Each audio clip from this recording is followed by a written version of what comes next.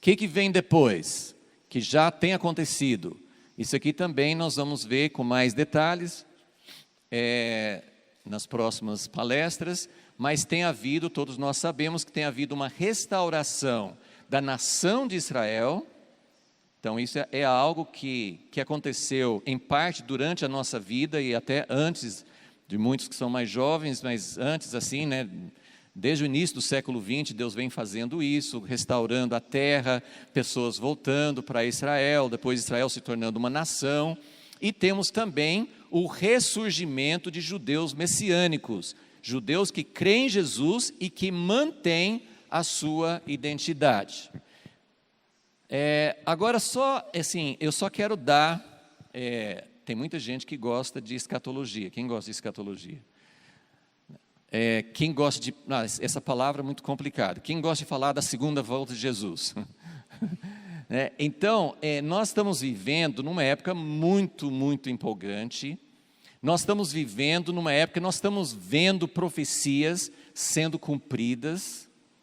Nós estamos vendo coisas acontecer que há 2 ou 3 gerações, as pessoas falavam assim, não vai acontecer, Israel nunca vai ser uma nação de novo, não vai acontecer isso. Muita gente não acreditava, e já aconteceu.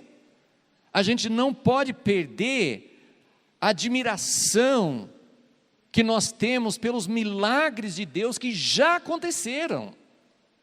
Então, algo muito tremendo já aconteceu.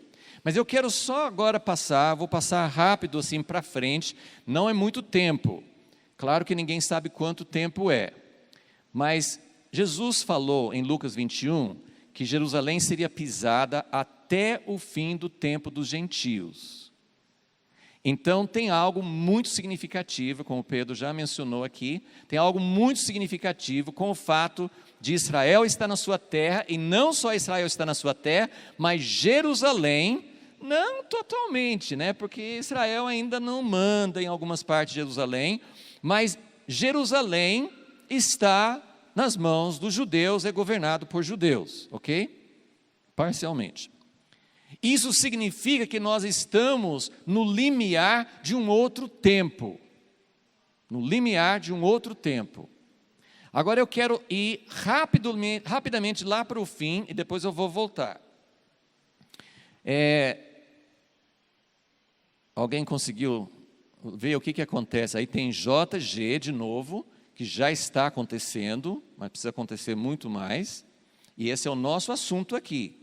Uma jornada conjunta, mas eu queria que vocês se empolgassem um pouquinho com o tempo histórico que nós estamos vivendo, com o momento, e tem algo muito, muito mais poderoso para acontecer ainda no horizonte, algo muito, muito importante. Então eu vou lá para o final um pouquinho, para depois ver algo assim, porque o que nós queremos ver? Na história, quantas vezes ou por quanto tempo os judeus e os gentios, os cristãos, né, o povo de Deus, remanescente de Israel, remanescente dos gentios, por quanto tempo, ou quantas vezes, ou por quanto tempo, houve realmente uma jornada conjunta?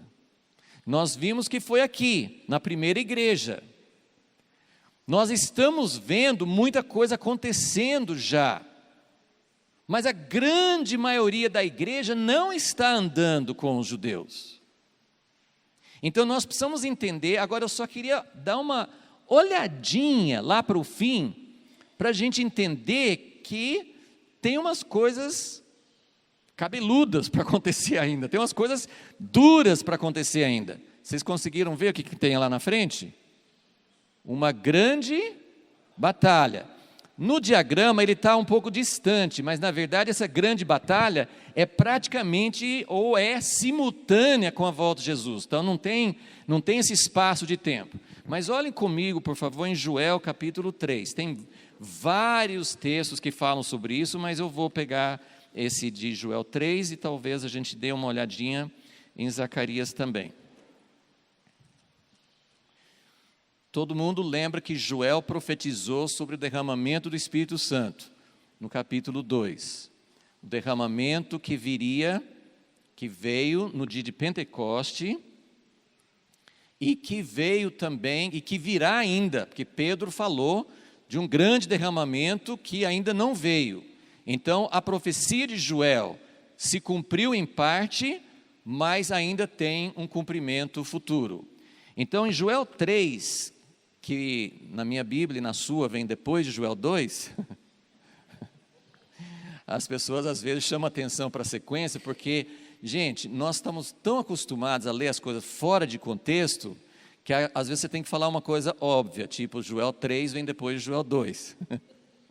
Depois de Joel 2, no capítulo 3, versículo 1, ele diz assim: naqueles dias, ou seja, nesses dias, o derramamento final, naquilo que Deus vai fazer nos últimos tempos, naqueles dias e naquele tempo, quando eu restaurar os exilados de Judá e Jerusalém, está em andamento isso, pode ser que não tenha completado, mas está em andamento isso. Então nós estamos vivendo naqueles dias.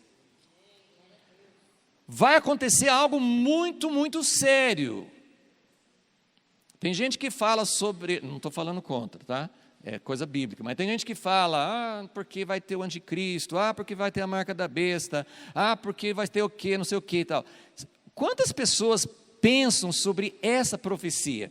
Tudo bem, eu não fico me regozijando com essa profecia é dura, mas é algo que vai acontecer. Versículo 2, reunirei todas as nações, e as farei descer ao vale de Josafá, e ali as julgarei por causa de Israel, meu povo e minha herança, que espalharam entre as nações, elas repartiram a minha herança. E Zacarias fala sobre isso, vamos lá, Zacarias 12, só para confirmar, mas tem várias outras profecias que confirmam isso, né? Zacarias 12, versículo 2, fala: farei de Jerusalém uma taça, que embriague todos os povos ao redor. Também Judá, durante o cerco, ele está falando sobre um cerco contra Jerusalém. Naquele dia farei de Jerusalém uma pedra pesada para todos os povos. Todos os que tentarem erguê-la serão gravemente feridos. Todas as nações da terra se ajuntarão contra ela. E no capítulo 14 de Zacarias, fala no versículo 2 que ele vai juntar todas as nações para a luta contra Jerusalém. No versículo 3 ele fala: então o Senhor sairá e lutará contra essas nações, como no dia da batalha. Naquele dia os seus pés estarão sobre o monte das oliveiras. Ele está falando do que aqui? A gente precisa de muita revelação para saber o que é isso aqui, né? Isso aqui é a volta de Jesus. Vocês entenderam isso aqui, ó? Uma grande batalha e a volta de Jesus. E o que vai acontecer na volta de Jesus? Se você continuar lendo no capítulo 14 e outros textos da Bíblia, Jesus volta para reinar aonde será? Onde será que Jesus vai reinar? Né? Em Jerusalém. Tem, olha, dezenas e dezenas de profecias que falam a respeito disso, ok? Então, a igreja do Novo Testamento, o tempo dos gentios, então nós estamos no tempo do fim. O que vai acontecer no tempo do fim? Restauração, que é aquela parte que a gente já viu, mas isso é um processo contínuo, não acabou ainda. Restauração de Israel. Quando nós falamos restauração de Israel, o que nós estamos falando? Uma restauração da nação de Israel, mas também, paralelamente, uma restauração do remanescente, dos judeus messiânicos, do povo de Deus, que depois vai alcançar toda a nação. Vai haver essa grande batalha que acabamos de ler, uma grande batalha final, todas as nações contra Israel. Vocês notaram alguma coisa? A gente falou... Obrigado. Nós falamos que poucas vezes na história os judeus e os gentios andaram juntos. Você tem os judeus andando sozinhos no Antigo Testamento. Você tem um curto espaço de tempo com a igreja do Novo Testamento. Judeus e gentios andando juntos. Depois os gentios rejeitaram os judeus. Não foi só uma rejeição de costumes, a igreja rejeitou suas raízes, a igreja rejeitou a sua base, o seu tronco, as raízes da oliveira, a igreja desprezou, a igreja se isolou. Então agora nós temos os gentios andando sozinhos. E aí nós vimos no diagrama que vai ter uma outra janelinha de J e G junto. Só que nesse tempo do fim, nós temos também um grande conflito. Todas as nações, quem são as nações? Os gentios se juntando, se reunindo contra Israel. Então nós temos a batalha, essa última batalha é a batalha dos séculos. E Jesus vai voltar para pôr fim nessa batalha. E agora vem a nossa pergunta: o que é que nós vamos fazer nessa época? E aqui é a nossa missão. Esse aqui é o que nós estamos fazendo aqui. Se você veio aqui para conhecer uma curiosidade, negócio de TJC2, eu quero saber o que é tal, não é, o que nós estamos falando não é um evento. O que nós estamos falando não é um pequeno departamento. A gente tem coisas para missões, a gente tem coisas para crianças, tem coisas para casais. Vamos fazer também uma coisa para judeus, para orar por Israel. Claro, assim, você não vai ficar desprezando as outras coisas para só orar por Israel. Mas o que eu quero mostrar é que o desafio de Deus para nós é algo muito maior do que apenas uma curiosidade, um evento uma vez por ano, uma coisa que a gente gostaria de saber. Nós estamos vivendo numa época em que as profecias estão se cumprindo, Jesus vai voltar, vai ter o maior conflito de todas as épocas. Se você acha que Babilônia vir contra Jerusalém 600 anos antes de Cristo foi terrível. Se você acha que Roma vir contra Jerusalém no ano 70 foi terrível, agora vai ser. Se você acha que o Holocausto foi algo terrível, a Alemanha contra os judeus foi uma coisa pior do que todas. Mas a Bíblia fala que vai ter algo pior do que todas as épocas anteriores. Quem lê, assiste filmes sobre o Holocausto, fala assim, Deus não pode ter uma coisa pior do que o Holocausto. Mas vai ter uma coisa pior do que o Holocausto. Então nós estamos vivendo numa época em que o mundo, essa distância entre Israel e as nações, vai ficar pior. Então Deus nos chamou, Deus está nos chamando para algo que é um desafio enorme, não é uma coisinha. Eu não tenho palavras para explicar. Mas olha, quando na história houve uma verdadeira união entre judeus e gentios no plano de Deus? Sim, houve. Quando? Na igreja do Novo Testamento, houve. Mas não chegou à sua plenitude, não chegou aonde Deus queria. Então, houve isso. Mas o que foi previsto, e vai ser o nosso estudo nesses dias, o que Deus falou através de Paulo, na carta aos Efésios, na carta aos Romanos, essas coisas que ele falou não aconteceram ainda. Paulo disse, o mistério que foi oculto durante séculos está sendo revelado agora. Gente, alguns conhecem um pouco da minha história. Meu pai era um homem que vivia antes do tempo dele. Eu fui criado aprendendo que Deus iria restaurar Israel, e quando Deus restaurasse Israel, a igreja seria restaurada e o mundo seria alcançado. Porque os gentios sem os judeus não são completos, assim como os judeus sem os gentios não eram completos. Então, algo sobre essa explosão nuclear precisa acontecer novamente. Então nós temos o que foi previsto por Paulo, o novo homem, o mistério. Romanos 11, nós vamos ouvir sobre tudo isso nesses dias. Eu estou dando só uma pincelada para que você tenha sua fome aguçada, para que você queira saber mais, porque esse é o nosso assunto. Se esse assunto não te agradar, até domingo nós vamos estar falando sobre esse assunto, né? Então, a jornada conjunta não é um evento, isso que nós estamos propondo aqui, isso que nós estamos convidando vocês para fazer aqui, não é participar de um evento, é uma mudança radical em direção à verdadeira unidade no mesmo corpo, porque essa união que Deus previu, que Deus prometeu, que Deus projetou lá atrás com Abraão, lá com Moisés, durante toda a história, Deus prevendo e falando, vocês são chamados, você tem um chamado especial, Israel, mas é para todas as nações entrarem.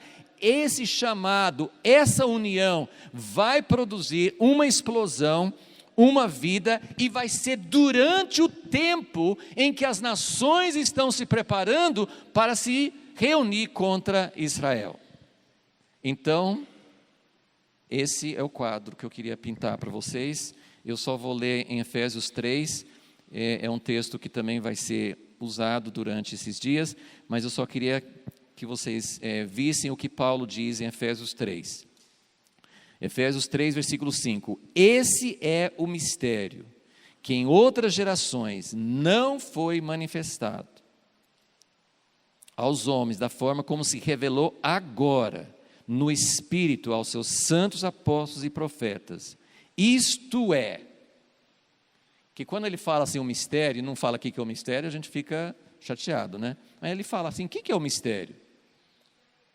Que os gentios são co-herdeiros, membros do mesmo corpo, co-participantes da promessa em Cristo Jesus, por meio do Evangelho.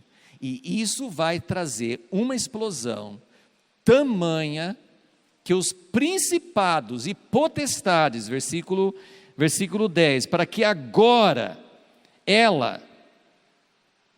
a dispensação do mistério, seja manifestado por meio da igreja aos principados e poderios. Aí você tem Apocalipse 12, Satanás sendo derrubado do céu, tem tantas coisas acontecendo no tempo do fim, que vão ser resultado dessa união, dessa massa crítica, disso que Deus está fazendo. Hoje nós estamos com ainda coisas muito embrionárias, graças a Deus já caminhou muito. Marty Waldman vai poder falar de anos da história, anos assim, dos anos 70, 60 para cá, mas são anos de história do movimento messiânico.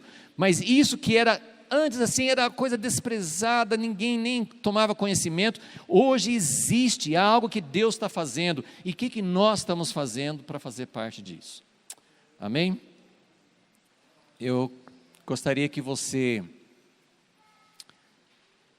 colocasse seu coração, sua vida diante de Deus. Quem somos nós para fazer alguma coisa antes do grande e terrível dia do Senhor? Que diferença nós vamos fazer nessa grande batalha final?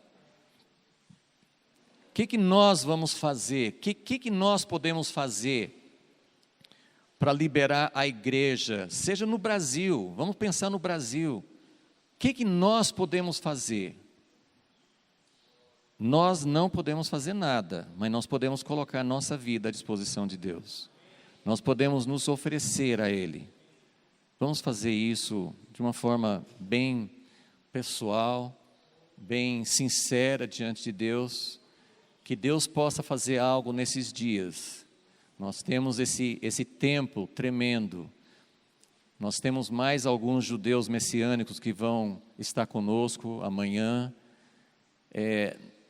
Que Deus possa nos juntar. Eu não sei como vai ser essa junção, não sei como que nós podemos abençoar, ajudar, mas que Deus, Ele pega pessoas que estão dispostas, mais do que esse evento, que você possa oferecer sua vida em oração, em coisas práticas. Nós estamos começando assim.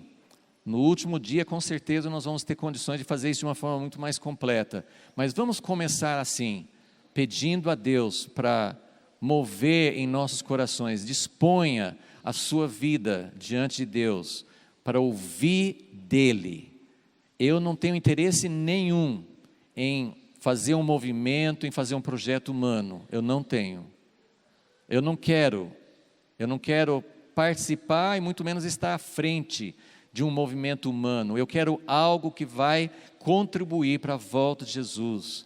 Eu quero fazer parte daquilo que Ele prometeu fazer. Senhor, nesta manhã, nós nos colocamos diante de Ti, Senhor.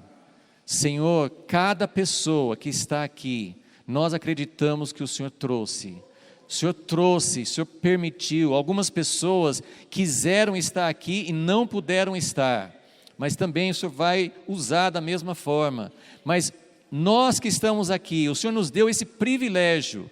O Senhor nos deu essa janela de oportunidade. Nós nascemos num tempo como este. Nós nascemos numa geração que está vendo já muita coisa acontecendo, muita coisa já em andamento. Pedimos a Ti, Senhor, ó Deus, por Tua misericórdia, por Teu chamamento, Senhor.